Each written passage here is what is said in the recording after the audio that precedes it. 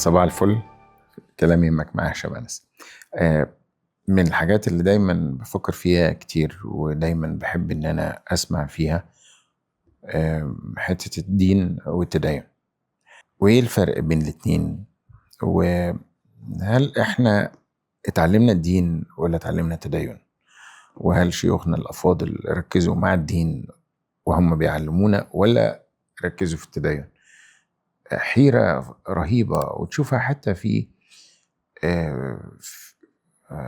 ما بنساش لقطة في فيلم ضد الحكومة، والراجل اللي هو المحامي اللي أحمد زكي الله يرحمه، والتاني نقيب المحامين اللي هو كان أبو بكر عزت. فالراجل المحامي اللي بينصر في الحق قاعد مستني في المسجد الراجل التاني نقيب المحامين اللي هو بيترافع عن اللي عايز يعمل الباطل او بيترافع عن الحكومة في قضية الفيلم نفسه. وبعدين اقامة الصلاة اللي بيعمل في الحق طالع من المسجد، واللي بينصر في داخل. حاجة لقطة رهيبة جدا جدا، بس معانيها كتيرة جدا. وهو ماسك سبحة كمان كده وعمال كده يعمل كده ويقول له انت فدين وتدين، حاجات تجميع بحسنات. علمونا، انتوا علمتونا الدين ولا علمتونا التدين؟ واحنا محتاجين نتعلم الدين ولا محتاجين نتعلم التدين؟ ناس كتيرة جدا، يعني احنا مثلا الرزق وسيلته العمل. اي حد عارف انه عشان يجيله رزق يبقى عايز يشتغل. لما نتكلم في الدين، طب وربنا هو الرزاق. طيب العمل دستوره انك اتقن عملك، ان الله يحب اذا عمل احدكم عملا ان يتقن. نتيجة العمل ان لا نضيع اجر من احسن عملا. طيب ليه في شيوخ كتير او في ناس كتير او في شيوخ كتير علمونا حاجات ما بنركزش؟ ليه ما بنركزش في انه مفيش وسيلة، مفيش لعب، مفيش حاجة اسمها تعمل طرق كده عشان يجي لك رزقك؟ ليه انا اشوف امثله من مثلا ناس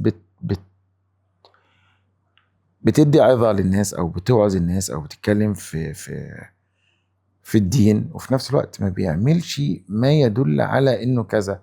يمكن كان قالها عمر بن عبد العزيز، سيدنا عمر بن عبد العزيز، لما قالوا له، لما اشتكوا له من حد زي كده، فقال لو ان كل امرئ لا يأمر بالمعروف ولا ينهى عن المنكر حتى يلزم بذلك نفسه لما كان هناك امر بالمعروف ولا نهي عن المنكر.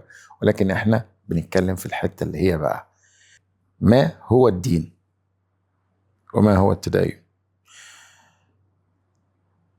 لو أصبح عندنا دين حقيقي وركزنا في ديننا الحقيقي، هنعرف إنه الإعمار في الأرض هو الرسالة الحقيقية لخلق الإنسان أيا كان وأيا ما يدين به. يبقى هو كده إحنا جينا ليه؟ عشان نعمل إعمار حقيقي في الأرض، محدش يفسد في الأرض. ده دين على فكرة. الناس الرحماء ده دين، رحمتك دين. الناس اللي بتستر عيوب الآخرين دين. الناس اللي بتساعد الآخرين دين. الناس اللي بتكرم الآخرين ده دين. الناس اللي بيعفوا دين. الناس اللي عندها عدل دين. التدين ممكن يقول لك، ممكن تلاقي واحد شيخ ولا قسيس وتلاقي في قسوة قلب. ما فيش دين فيه قسوة، ما فيش.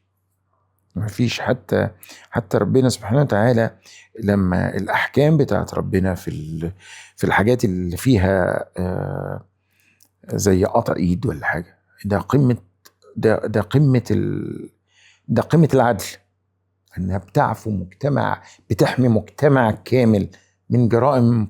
ياما ناس قتلت ناس عشان 1000 جنيه ولا 1000 ريال ولا 1000 حاجة. فإنما لما لو اللي بيسرق ده بتتقطع ايده عمره ما هيعمل حاجة. فهي قمة الرأفة، العقاب قمة الرأفة، لأنه هو من أمن العقاب أساء الأدب. ده معروف قاعدة.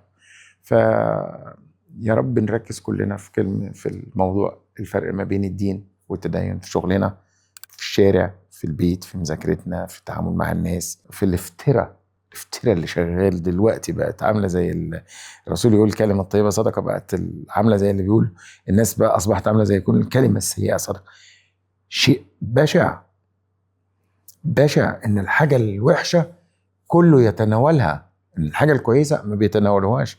حاجة غريبة، ده مش دين خالص نهائي، ده مش دين، ملوش دعوة بالدين على الإطلاق.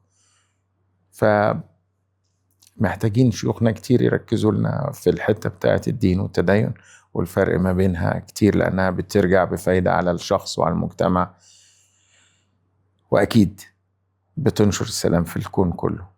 شكرا.